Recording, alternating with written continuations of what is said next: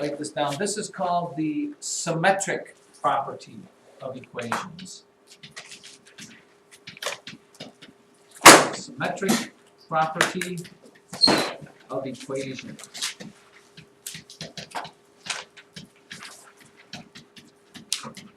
And mathematically and technically they will say this: if A equals B, then B equals A.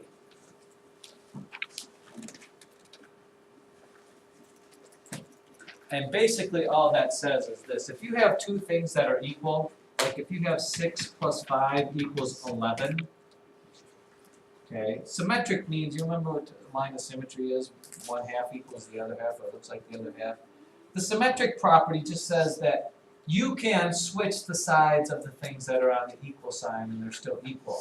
In other words, if 6 plus 5 equals 11, then 11 equals 6 plus 5. They can flip-flop spots and it doesn't change them. And I know you go like, well, that's duh, but you have to write that down just so you know what it is. Now, why is that important? Well, because if you'd see a problem like this, usually when we look at these equations, you know, we've always got this letter on the left side. It's always been on the left side of the equal sign. Well, it doesn't have to be. Okay, if I have this, 16 equals R plus 12.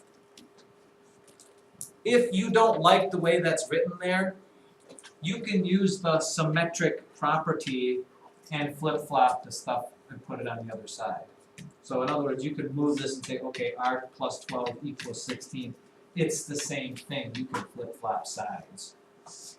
Okay, you can't just take pieces of sides. I can't just take the 12 and move it over there and keep everything else the same. It has to be the whole side. So if you like to do your variables always on the left side, and it'll come in a little bit handier later on, but feel free to just flip them from one side to the other, as long as you do the whole thing. 19 equals x over 2. What would be, how would I use the symmetric property there? Peter?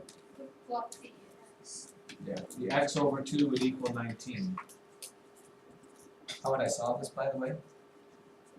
It's a division problem, so to solve it I would multiply both sides by 2. Those would cross off, and you end up with x equals 38. This should be much easier because you don't have to sit down and really think about it like you did before. Okay. You're doing the same thing, just not so much mentally. Now, back to equations.